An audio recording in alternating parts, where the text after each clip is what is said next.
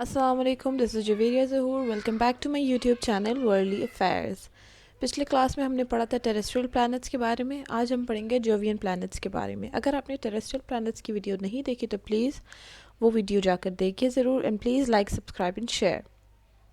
अच्छा जी, अब Jovian planets क्या होते हैं? जोवियन प्लैनेट्स को जोवियन इसलिए कहा जाता है क्योंकि इन सब की शेप जुपिटर से मिलती जुलती है, और इनको आउटर प्लैनेट्स भी कहा जाता है because they are far from sun. इनकी प्रॉपर्टीज़ क्या क्या हैं? सबसे पहले तो यही कि ये सूरज से दूर होते हैं, फिर इनके साइजेस बड़े बड़े होते हैं, ये रॉकी सरफेसेस नहीं होती as compare to terrestrial planets. वो रॉकी सरफेसेस थी, जैसे कि हमारी अर्थ भी एक रॉकी सरफेस है। ये जो जोवियन प्लैनेट्स होते हैं ये सब होते हैं गैशियस सरफेसेस, ठीक है। ये गैस से बने होते हैं, ये गैसेस के मासेस होते हैं सारे, ठीक है। क्योंकि ये गैसेस से बने होते हैं, इसी वजह से इनकी डेंसिटीज़ भी बहुत लो होती हैं, और इनकी रोटेशन भी इसी वजह से फास्ट होती है, ठीक है। इनकी मैग्नेटिक फील्ड्स भी स्ट्रॉन्ग होती हैं, इनके इर्द गिर्द रिंग्स भी होते हैं बेहद, और इनके मून्स भी बहुत ज़्यादा होते हैं। अच्छा जी, फिफ्थ प्लैनेट हमारे पास है जुपिटर। जोवियन प्लैनेट्स का पहला प्लैनेट और सोलर सिस्टम का फिफ्थ प्लैनेट हमारे पास है जुपिटर। जुपिटर की सूरज से दूरी है 5.203 एस्ट्रोनॉमिकल यूनिट। ये सबसे बड़ा और फास्टेस्ट प्लैनेट है। इसके इर्द गिर्द प्यारे रिंग्स भी होते हैं। इसकी डेंसिटी है 1.76 ग्राम्स पर सेंटीमीटर क्यूब। इसके इर्द गिर्द एटमॉस्फेयर में मोस्टली हाइड्रोजन, हीलियम और मीथेन होती है। ये बाकी तमाम प्लैनेट से 2.5 टाइम्स ज़्यादा बड़ा है। ये गैसेस से बना हुआ एक बड़ा सा गैस जाइंट है। इसके 67 मून्स है, जिसकी वजह से इसको एक मिनी सोलर सिस्टम भी कहा जाता है। चूँकि फास्टेस्ट रोटेशन है इसकी इसकी रोटेशन है 9 आवर्स 54 मिनट्स, ठीक है, और रेवोल्यूशन 11.86 अर्थ ईयर्स है। इसका टेम्परेचर, यानी अर्थ के 365 डेज़ का जो एक ईयर है, अगर हम उनको 11 साल बना दें तो 11 सालों में इसके एक साल कंप्लीट होता है, और इसका एक दिन अर्थ के 9 आवर्स के मुताबिक एक दिन है, ठीक है। तो रोटेशन इसकी फास्ट है, रेवोल्यूशन के मुकाबले में रोटेशन इसकी फास्ट है, इसीलिए इसको फास्टेस्ट कहा जाता है। और इसका टेम्परेचर -108 डिग्रीज़ है, क्योंकि ये सूरज से दूर है तो इस पर सूरज की रोशनी और गर्मी कम पहुंचती है, इस वजह से ये इसका टेम्परेचर माइनस में है, बहुत लो है। इसके इर्द गिर्द जो स्ट्रिप्स नज़र आ रही हैं, ये इसके इर्द गिर्द वेस्ट से ईस्ट की तरफ घूमती हुई हवाओं की वजह से है, ठीक है। अच्छा, हमारा सिक्स्थ प्लैनेट है सोलर सिस्टम में सैटर्न। सैटर्न जुपिटर के बाद सेकंड लार्जेस्ट प्लैनेट है। इसकी सूरज से दूरी 9.582 एस्ट्रोनॉमिकल यूनिट्स है। इसका डायमीटर 120,000 किलोमीटर्स है। इसके 62 मून्स हैं, जिनमें सबसे बड़े मून का नाम है टाइटन। ये भी एक रिंग प्लैनेट है जुपिटर की तरह। इसकी डेंसिटी है 0.70 ग्राम्स पर centimetre cube, the lightest planet, ठीक है। अच्छा, अब आप अगर ये गौर करें इसकी डेंसिटी के बारे में अगर आप देखें, इसकी डेंसिटी है 0.70 ग्राम्स पर सेंटीमीटर क्यूब, जबकि वाटर की डेंसिटी हमारे पास 1 ग्राम पर सेंटीमीटर क्यूब है। तो ये इसकी डेंसिटी वाटर से भी कम है। तो अगर हम पानी के ऊपर सैटर्न रख दें तो सैटर्न पानी में फ्लोट कर सकता है, ठीक है। सैटर्न इतना लाइट है, पानी से भी लाइट है, ठीक है। ये आइस और रॉक से बना हुआ एक प्लैनेट है। इसके एटमॉस्फेयर में हाइड्रोजन और हीलियम ज़्यादा पाया जाता है। इसके टेम्परेचर -180 डिग्रीज़ है। इसकी रोटेशन 10.5 आवर्स है, और रेवोल्यूशन 29.46 ईयर्स, ठीक है। सैटर्न को इजीली एक टेलीस्कोप से देखा जा सकता है फ्रॉम अर्थ, लेकिन अगर एटमॉस्फेयर क्लियर हो तो इसको एक नेकेड आई से भी देखा जा सकता है। सोलर सिस्टम में हमारे पास सेवन्थ प्लैनेट है यूरेनस। यूरेनस भी एक जोवियन प्लैनेट है। इसकी पोजीशन 7th है सोलर सिस्टम में। ये बहुत ही ठंडा प्लैनेट है, और इसकी सूरज से दूरी 19.201 एस्ट्रोनॉमिकल यूनिट्स है।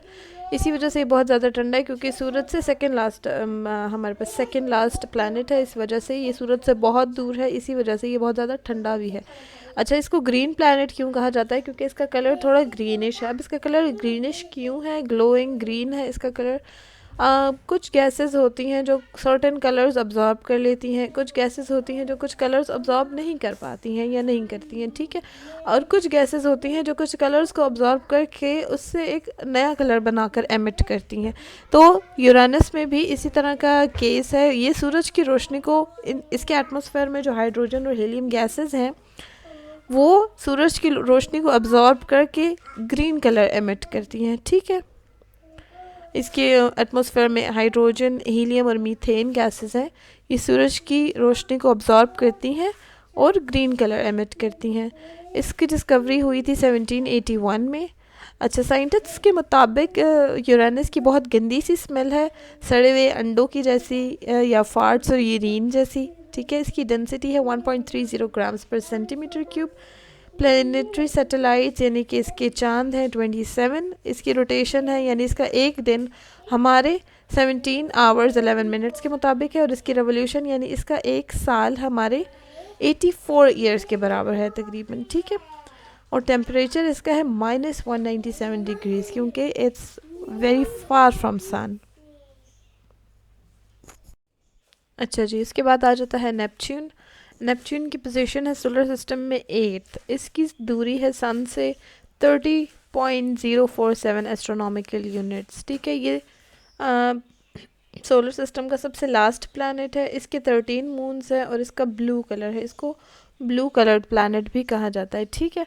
अब इसका भी कलर ब्लू किस वजह से है, जैसे कि हमने यूरेनस के बारे में पढ़ा था कि कुछ गैसेस कुछ कलर्स अब्जॉर्ब कर पाती हैं, कुछ गैसेस कुछ कलर अब्जॉर्ब नहीं कर पाती, और कुछ गैसेस कुछ कलर अब्जॉर्ब करके कोई नया कलर बनाकर एमिट करती हैं। Same is the case with Neptune. इसमें भी इसके इर्द गिर्द एटमॉस्फेयर में मीथेन गैस है।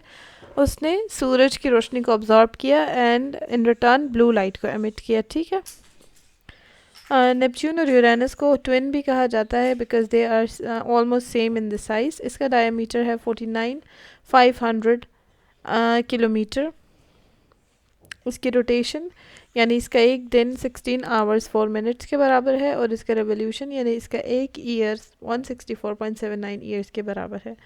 इसकी डिस्कवरी 1846 में हुई थी। इसका टेम्परेचर -200 डिग्री सेल्सियस है, and it is the coldest planet. It is the last planet and the coldest planet, क्योंकि ये सूरज से सबसे ज़्यादा दूर है। अच्छा जी, अब टेरेस्ट्रियल प्लैनेट्स और जोवियन प्लैनेट्स के अलावा भी हमारे सोलर सिस्टम में बहुत सारी बॉडीज़ हैं, जिनमें से हम कुछ को कहते हैं स्मॉल सोलर सिस्टम बॉडीज़, और कुछ हमारे पास है ड्वार्फ प्लैनेट्स। अब ये ड्वार्फ प्लैनेट्स क्यों हैं? इंटरनेशनल एस्ट्रोनॉमिकल यूनियन के मुताबिक एक प्लैनेट की क्या प्रॉपर्टीज़ होनी चाहिए? एक प्लैनेट को सूरज के गिर्द ऑर्बिट करना चाहिए, उसको कोई सैटेलाइट नहीं होना चाहिए, यानी कोई किसी प्लैनेट के गिर्द ना घूमे, वो सिर्फ सूरज के ही गिर्द घूमे। उसकी इतनी ग्रेविटी हो, इनफ ग्रेविटी हो कि वो अपने मास को एक राउंड शेप में रख सके। इसको कहते हैं हाइड्रोस्टैटिक इक्विलिब्रियम, ठीक है। या एक नियरली राउंड शेप में अपने मास को रख सके, ठीक है।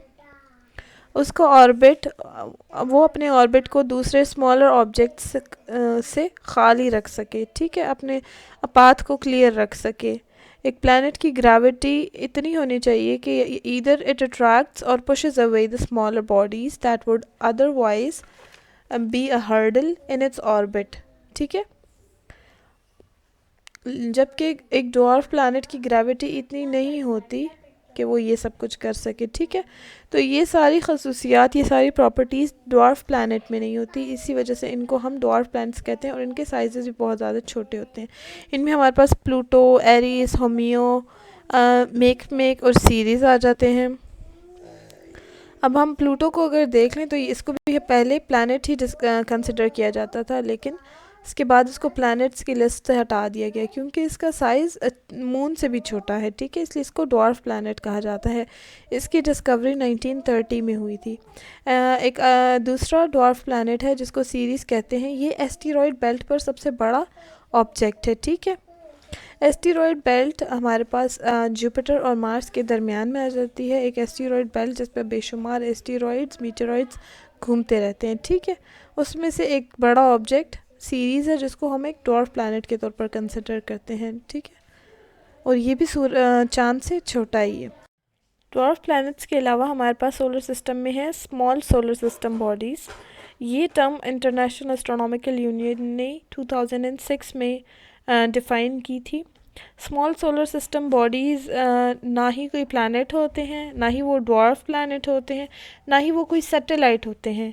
ये उसके अलावा सोलर सिस्टम में मौजूद बेशुमार ऑब्जेक्ट्स होते हैं। इनमें से कुछ हमारे पास होते हैं कॉमेट्स, माइनर प्लैनेट्स या एस्टेरॉइड्स। ठीक है, एस्टेरॉइड्स माइनर प्लैनेट्स होते हैं, ये रॉक्स होती हैं, रॉकी सरफेसेस होते हैं इनके। ये प्लैनेट्स के लेफ़्ट ओवर से बने हुए होते हैं। ये ज़्यादातर इनर प्लैनेट्स में होते हैं।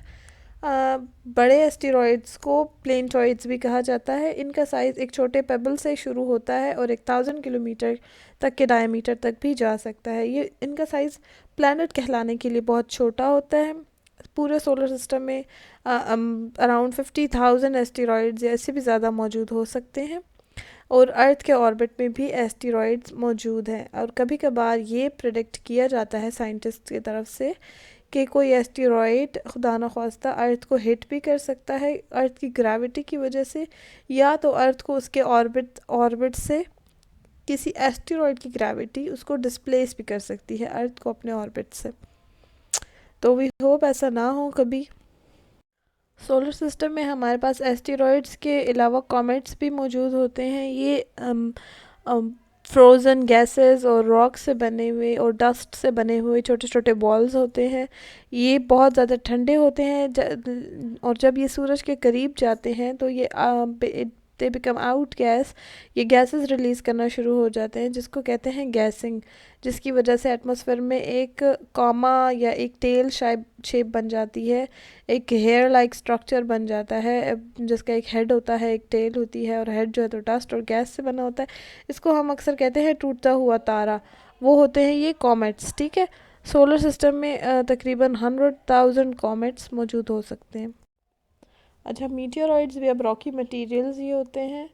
ये 100 मीटर से बहुत ज़्यादा छोटे होते हैं और एक ग्रेन के साइज़ तक भी जा सकते हैं। यानी इनका साइज़ एक ग्रेन के साइज़ बराबर भी हो सकता है, तिन के बराबर, या 100 मीटर्स तक भी जा सकता है। ठीक है, अगर ये मीटियोरॉइड अर्थ के एटमॉस्फेयर में आकर बर्न हो जाए, क्योंकि अर्थ के एटमॉस्फेयर में जब भी कोई मीटियोरॉइड आता है तो अर्थ के एटमॉस्फेयर के प्रेशर की वजह से वो एटमॉस्फेयर में ही जल जाता है। तो जब कोई मीटियोरॉइड अर्थ के एटमॉस्फेयर में आकर जल जाए तो उसको हम कहते हैं मीटियोर। ठीक है, अगर वो मीटियोरॉइड अर्थ के एटमॉस्फेयर में आकर जलने से बच जाता है और फास्टली वो ज़मीन तक पहुंच जाता है तो उसको कहा जाता है मीटियोराइट। लेकिन अगर यही मीटियोरॉइड सन के करीब जाकर सन के एटमॉस्फेयर में बर्न हो जाए तो उसको कहते हैं कॉमेट। ये बहुत इंटरेस्टिंग चीज़ है जो मैं आपको बता रही हूँ। Thank you so much for watching this video. Please like, share and subscribe for more educative content.